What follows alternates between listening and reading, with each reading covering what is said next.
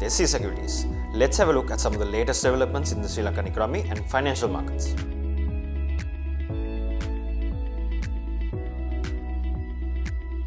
The newly formed Governing Board of the Central Bank of Sri Lanka, established under the Central Bank Act No. 16 of 2023, met on September 21, 2023. This board replaces the previous monetary board governed by the Monetary Law Act. They have decided to convert 3 trillion rupees in treasury bills held by the central bank into long-term treasury bonds with the aim of reducing treasury bill rates.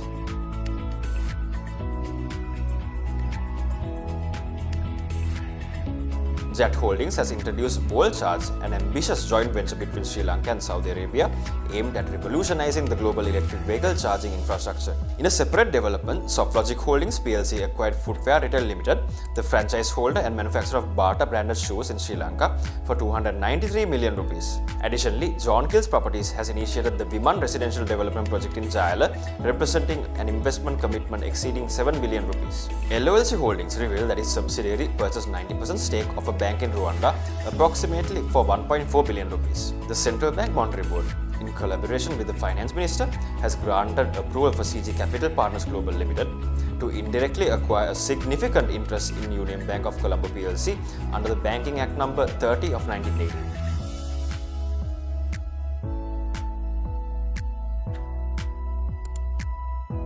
Sri Lanka's Power Minister discussed green financing and policies for renewable energy with the UN Resident Coordinator, emphasizing the nation's commitment to achieving 70% renewable energy by 2030 and carbon neutrality by 2050, while assisting low-income households with electricity expenses. Sri Lanka and the United States held their 14th TIFA Council meetings in Colombo, aiming to boost bilateral trade and investment relations. Key topics included transparent FDI approval processes, labor reforms, intellectual property protection, trade facilitation, and cooperation in various sectors including the digital economy, gem and jewelry industry, floriculture, boat building, and technology transfer. Sri Lankan President met the World Bank chairman in New York, discussing ongoing economic reforms and growth plans. President pledged to implement reforms amid an IMF program capitalizing on the recent crisis for positive change, including agriculture modernization, tourism and industry growth, and renewable energy advancement. Sri Lanka's president and South Korea's president discussed expediting a trade agreement and increasing investments with a focus on job opportunities for Sri Lankans working in South Korea.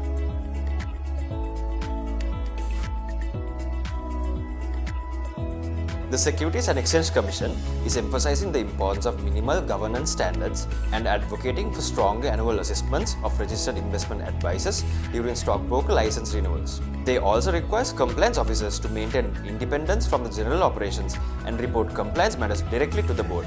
They suggest that the substantial portion of stockbroker firms' profit, which is at least 25%, should be reinvested in institutional development. Additionally, stockbroker firms are now required to submit annual business plan for license renewals, and inactive firms will not have their license renewed. Furthermore, the presence of a proper research department is now a prerequisite for granting and renewing a stockbroker firm's license.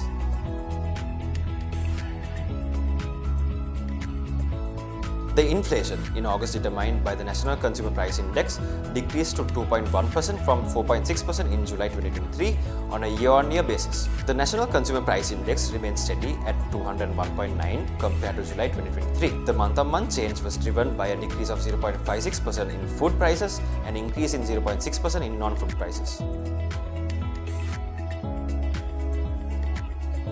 The Federal Reserve has decided to maintain interest rates at their current high levels, with policymakers projecting that rates will remain elevated for a longer duration than previously anticipated. Their quarterly economic forecast indicates expectations for medium interest rates of 5.6% by the end of the year, signaling a more extended period of high rates.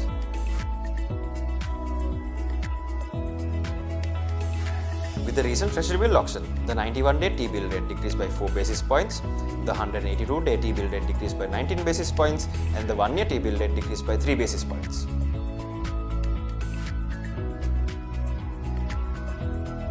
Let's take a look at this week's Colombo Stock Exchange market status.